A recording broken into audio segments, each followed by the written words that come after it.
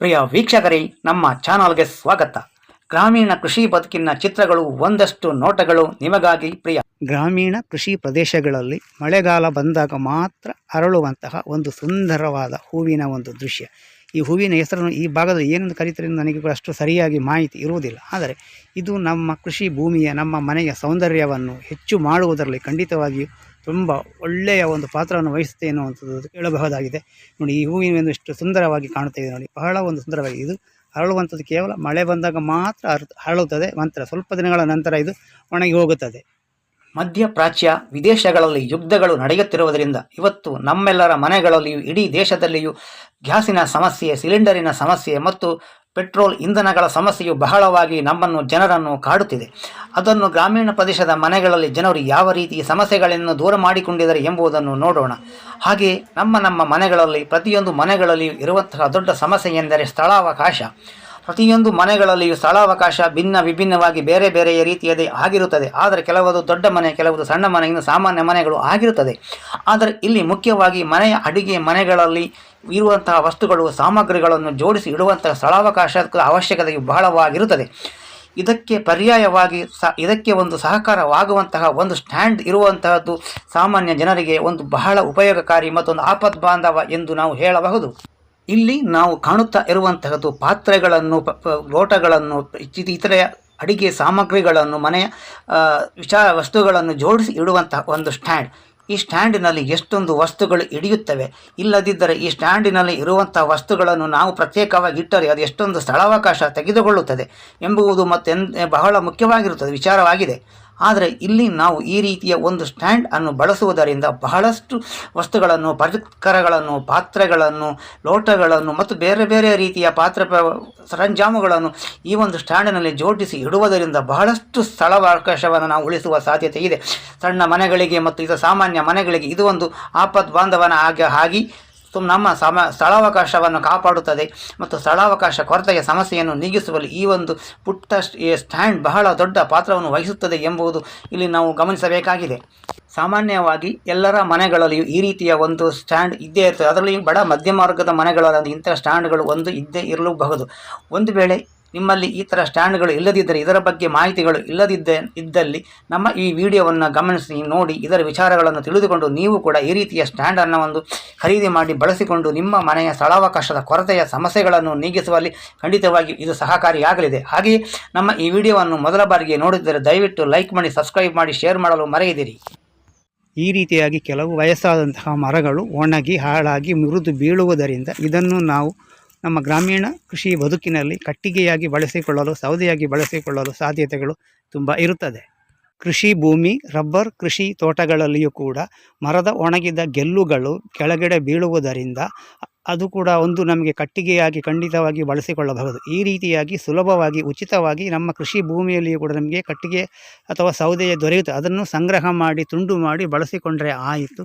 ಇದು ಗುಣಮಟ್ಟವು ಕೂಡ ಚೆನ್ನಾಗಿರುತ್ತದೆ. ಆದರೆ ದೊಡ್ಡ ದೊಡ್ಡ ಮರಗಳು ಮತ್ತು ಮರಗಳ ಕೊಂಬೆಗಳು ಬಿದ್ದಾಗ ನಮಗೆ ತುಂಬ ಒಳ್ಳೆಯ ರೀತಿಯ ಕಟ್ಟಿಗೆ, ನಮಗೆ ಸೌದೆಯು ಖಂಡಿತವಾಗಿಯೂ ದೊರೆಯುತ್ತದೆ.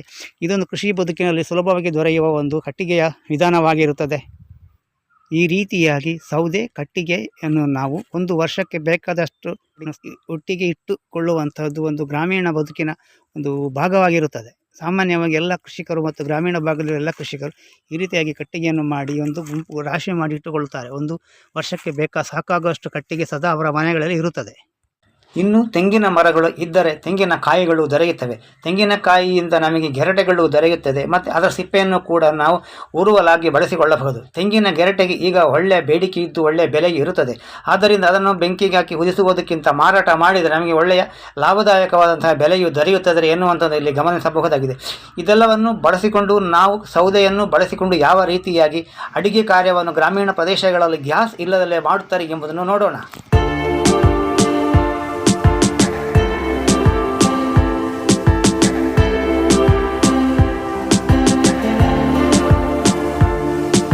ಗ್ರಾಮೀಣ ಪ್ರದೇಶದ ಮನೆಗಳಲ್ಲಿ, ಕೃಷಿ ಭೂಮಿ ಇರುವಂತಹ ಮನೆಗಳಲ್ಲಿ ಸೌದೆ ಅಥವಾ ಕಟ್ಟಿಗೆಯ ಒಲೆಗಳು ಇರುವುದು ಸರ್ವೇ ಸಾಮಾನ್ಯವಾಗಿದೆ.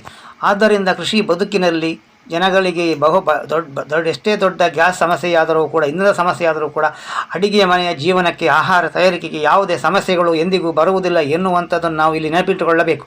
ಕೃಷಿ ಬದುಕಿನಲ್ಲಿ ಅಡಿಗೆ ಕಾರ್ಯಕ್ಕಾಗಿ ಬೇಕಾಗುವಂತಹ ಕಟ್ಟಿಗೆಗಳು ಕೃಷಿ ಭೂಮಿಯಲ್ಲಿ ದೊರೆಯುವುದರಿಂದ ಯಾವುದೇ ಸಮಸ್ಯೆಗಳು ಆಗುವುದಿಲ್ಲ ಎಂದು ನಾವು ಇಲ್ಲಿ ತಿಳಿಯುವುದು. ಇದು ಸೌದೆ ಒಲೆಯಲ್ಲಿ ಪಾತ್ರೆಯಲ್ಲಿ ಅನ್ನವು ಬೇಯುತ್ತಾ ಇರುವಂತಹ ಒಂದು ದೃಶ್ಯವನ್ನು ನೀವು ಇಲ್ಲಿ ನೋಡುತ್ತಿದ್ದೀರಾ. ಇದು ನಮ್ಮ ಗ್ರಾಮೀಣ ಭಾಗಗಳಲ್ಲಿ ಹೆಚ್ಚಿನ ಕೃಷಿಕರು ಕುಸಲಕ್ಕಿ ಅನ್ನವನ್ನು ಬೇಯಿಸುವುದರಿಂದ, ಕುಸಲಕ್ಕಿಯನ್ನು ಬಳಸುವುದರಿಂದ ಅದಕ್ಕೆ ಬೇಯಲು ತುಂಬ ಸಮಯ ದೀರ್ಘಾವಧಿ ತೆಗೆದುಕೊಳ್ಳುತ್ತದೆ. ಅದಕ್ಕೆ ಗ್ಯಾಸನ್ನು ಬಳಸಿದರೆ ತುಂಬ ಖರ್ಚಾಗುವುದರಿಂದ ಹೆಚ್ಚಿನ ಜನಗಳು ಸೌದೆಯನ್ನೇ ಬಳಸಿಕೊಂಡು ಕುಚಲಕ್ಕಿ ಅನ್ನವನ್ನು ಮಾಡುವುದು ಸಾಮಾನ್ಯವಾಗಿರ್ತದೆ.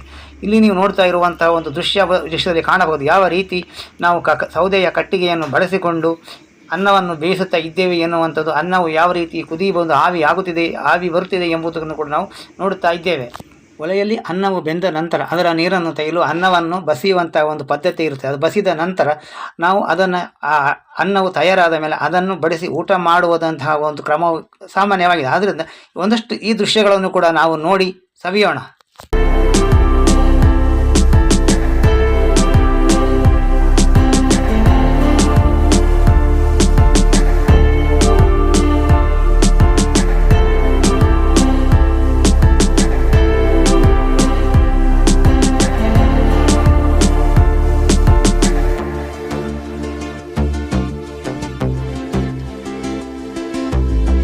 ಇದು ನಮ್ಮ ಮನೆಯ ತೆರೆದ ಬಾವಿ. ಈ ಬಾವಿಯು ನಮ್ಮ ಮನೆಯ ಅಥವಾ ಕೃಷಿ ತೋಟದಲ್ಲಿರುವ ಮನೆಗಳಲ್ಲಿರುವಂತಹ ಬಾವಿಗಳು ನಮ್ಮ ನೀರಿನ ಮೂಲಗಳಾಗಿರುತ್ತದೆ.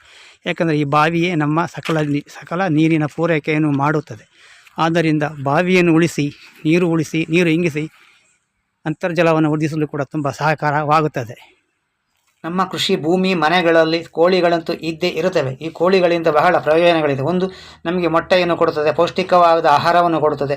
ಮತ್ತು ಕೃಷಿ ಭೂಮಿಗಳಲ್ಲಿ ಇರುವ ಹುಳ, ಉಪ್ಪಟ, ಕ್ರಿಮಿ ಕೀಟಗಳನ್ನು ತಿಂದು ಕೃಷಿಗೆ ಹಾಗೂ ಭೂಮಿಗೆ ಆಗುವ ಹಾನಿಯನ್ನು ಮತ್ತು ಕೆಟ್ಟ ಕೀಟಗಳನ್ನು ನಾಶ ಮಾಡುವುದರಿಂದ ನಮಗೆ ತುಂಬ ಕೃಷಿಗೆ ಪ್ರಯೋಜನಕಾರಿಯಾಗಿರುತ್ತದೆ. ಆದ್ದರಿಂದ ಕೋಳಿ ಸಾಕಾಣಿಕೆಯನ್ನು ಕೂಡ ಪ್ರತಿಯೊಬ್ಬರು ಕೂಡ ಮಾಡುವುದು ಸರ್ವೇ ಸಾಮಾನ್ಯವಾಗಿದೆ ಗ್ರಾಮೀಣ ಕೃಷಿ ಭಾಗಗಳಲ್ಲಿ. ಇದು ನಮ್ಮಲ್ಲಿರುವ ಕೋಳಿಗಳಿಗೆ ವಾಸ ಮಾಡಲು ಇರಲಿಕ್ಕೆ ಇರುವಂತಹ ಒಂದು ಗೂಡು. ಇದನ್ನು ಕೋಳಿಗೂಡು ಎಂದು ಹೇಳ್ತೇವೆ.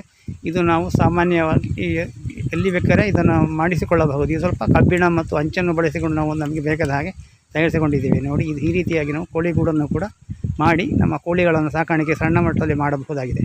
ಇನ್ನು ಹಣ್ಣುಗಳ ರಾಜ ಮಾವಿನ ಹಣ್ಣು, ಮಾವಿನ ಕಾಯಿಯ ಮರಗಳು ಇಲ್ಲದಿದ್ದರೆ ಹೇಗೆ? ಕೃಷಿ ಭೂಮಿಯಲ್ಲಿ ಇವು ಕೂಡ ಇಲ್ಲದಿದ್ದರೆ ನಮಗೆ ಬೇಕಾದಾಗ ಶುದ್ಧ ಮಾವಿನ ಹಣ್ಣನ್ನು ತಿನ್ನುವುದು ಸ್ವಲ್ಪ ಕಷ್ಟಕರವಾಗಬಹುದು ಅಲ್ಲವೇ? ಹಲಸಿನ ಹಣ್ಣುಗಳು ಯಾರಿಗೆ ತಾನ ಇಷ್ಟ ಇಲ್ಲ ಹೇಳಿ? ಏಕೆಂದರೆ ಹಲಸಿನ ಹಣ್ಣುಗಳ ಮರಗಳು ನಮ್ಮ ಕೃಷಿ ಭೂಮಿಯಲ್ಲಿ ಇಲ್ಲದಿದ್ದರೆ ನಮ್ಮ ಕೃಷಿ ಭೂಮಿಯು ತೋಟವು ಅಪೂರ್ಣವಾಗಿರುತ್ತದೆ. ಏಕೆಂದರೆ ಇದು ನಮ್ಮ ಜೀವನದಲ್ಲಿ ಹಸಿವನ್ನು ನೀಗಿಸಿ ಒಳ್ಳೆಯ ಆಹಾರ ಪದಾರ್ಥಗಳನ್ನು ನೀಡಿ, ಒಳ್ಳೆಯ ಪೌಷ್ಟಿಕಾಂಶವನ್ನು ನೀಡಿ ನಮಗೆ ಜೀವವನ್ನು ಉಳಿಸಲು ಸಹಕಾರಿ, ಸದಾ ಕಾಲದಲ್ಲಿಯೂ ಕಷ್ಟಗಳ ಕಾಲಗಳಲ್ಲಿಯೂ. ಅದೇ ರೀತಿಯಲ್ಲಿ ಆರ್ಥಿಕತೆಗೆ ಸಂಬಂಧಿಸಿ ನೋಡುವುದಾದರೆ ಇದರ ಮರಮೊಟ್ಟುಗಳಿಗೆ ಒಳ್ಳೆಯ ಬೆಲೆಯೂ ಇರುತ್ತದೆ.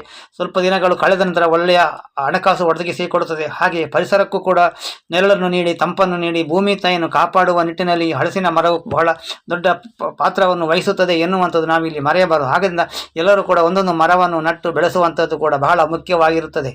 ನಮ್ಮ ಭವಿಷ್ಯದ ದೃಷ್ಟಿಯಿಂದ, ಭದ್ರತೆಯ ದೃಷ್ಟಿಯಿಂದ, ಉಳಿವಿನ ದೃಷ್ಟಿಯಿಂದ, ಆಹಾರದ ಜೀವದ ದೃಷ್ಟಿಯಿಂದ ಒಂದೆರಡು ವಿಚಾರಗಳನ್ನು ನಾವು ಇಲ್ಲಿ ಗಮನಿಸಬೇಕಾಗಿದೆ. ಇವತ್ತು ಜಗತ್ತಿನಲ್ಲಿ AI ತಂತ್ರಜ್ಞಾನ ಬಂದಿರುವುದರಿಂದ ಬಹಳಷ್ಟು ಕೆಲಸಗಳು ಖಾಲಿಯಾಗುತ್ತಿದೆ. ಬಹಳಷ್ಟು ಜನರನ್ನು ಕೆಲಸಗಳಿಂದ ತೆಗೆಯುತ್ತಿದ್ದಾರೆ. ಅದೇ ರೀತಿಯಲ್ಲಿ ಜಗತ್ತಿನಾದ್ಯಂತ ವಿದೇಶಗಳಲ್ಲಿ ಯುದ್ಧಗಳು ನಡೆಯುತ್ತಿರುವುದರಿಂದ ನಮಗೆ ಬೇಕಾದ ಶಕ್ತಿಗಳು ದೊರೆಯುತ್ತಿಲ್ಲ. ಉದಾಹರಣೆಗೆ ಅದು ಗ್ಯಾಸ್ ಇರಬಹುದು, ಪೆಟ್ರೋಲಿಯಂ ಇರಬಹುದು, ಡೀಸೆಲ್ ಇರಬಹುದು, ಮುಂತಾದ ಬಹಳಷ್ಟು ಇಂಧನಗಳಿಗೆ ಇವತ್ತು ನಾವು ದೊಡ್ಡ ಸಮಸ್ಯೆಯನ್ನು ಎದುರಿಸುತ್ತಿದ್ದೇವೆ. ಇವತ್ತು ನಮ್ಮ ದೇಶದಲ್ಲಿ ಪ್ರತಿಯೊಂದು ಮನೆಯಲ್ಲಿಯೂ ಕೂಡ ಇಂಧನದ ಸಮಸ್ಯೆಗೆ ತಲೆದೋರಿರುತ್ತದೆ. ಆದ್ದರಿಂದ ಈ ಎಲ್ಲ ಸಮಸ್ಯೆಗಳು ಇವತ್ತು ತಾತ್ಕಾಲಿಕವಾದರೂ ಕೂಡ ಮುಂದೊಂದು ದಿನ ಇಂಧನಗಳು ಬರಿದಾದರೆ ಏನು ಪರಿಸ್ಥಿತಿ? ಇಂತಹ ಸನ್ನಿವೇಶಕ್ಕೆ ನಾವು ಮುಂದಿನ ದಿನಗಳಿಗೆ ತಯಾರಾಗಬೇಕಾಗಿದೆ. ಎರಡನೆಯದಾಗಿ ನಮ್ಮಲ್ಲಿ ಇರುವಂತಹ ಕೃಷಿ ಭೂಮಿಗಳನ್ನು ಮಾರಾಟ ಮಾಡಬೇಡಿ. ಯಾಕೆ ಗ್ರಾಮವನ್ನು ಬಿಟ್ಟು ತೊರೆದು ಹೋದವರು, ಬೇರೆ ಊರಿಗೆ ಹೋದವರು, ಬೇರೆ ಬೇರೆ ದೇಶಗಳಿಗೆ ಹೋದವರು ಕೂಡ ವಾಪಸ್ ಬಂದು ಕೃಷಿಯನ್ನು ಮಾಡಿ ಕೊನೆಯ ಪಕ್ಷ ನಮ್ಮಲ್ಲಿ ಭೂಮಿ ಇದ್ದರೆ, ಕೃಷಿ ಇದ್ದರೆ, ಮಣ್ಣಿದ್ದರೆ ಏನಿಲ್ಲವೆಂದರು ಗೆಡ್ಡೆ ಗೆಣಸುಗಳನ್ನು ತಿಂದು, ಹಣ್ಣುಗಳನ್ನು ತಿಂದು, ಹಲಸಿನ ಹಣ್ಣು ಹಂಪಲುಗಳು, ಮಾವಿನ ಹಣ್ಣು ಅಥವಾ ಯಾವುದೇ ರೀತಿಯ ಹಣ್ಣುಗಳನ್ನು ತಿಂದು ಕೊನೆಯ ಪಕ್ಷ ಜೀವವನ್ನಾದರೂ ಉಳಿಸಿಕೊಳ್ಳಲು ಖಂಡಿತವಾಗಿಯೂ ಸಾಧ್ಯವಿರುತ್ತದೆ. ಆದ್ದರಿಂದ ಕೃಷಿ ಭೂಮಿಯನ್ನು ಉಳಿಸಿರಿ, ಕೃಷಿಯನ್ನು ಉಳಿಸಿರಿ, ಕೃಷಿಕರನ್ನು ಉಳಿಸಿರಿ, ಕೃಷಿ ಆಹಾರಗಳನ್ನು ಸಂರಕ್ಷಣೆ ಮಾಡಿರಿ. ಎಲ್ಲರಿಗೂ ಶುಭವಾಗಲಿ. ಧನ್ಯವಾದಗಳು.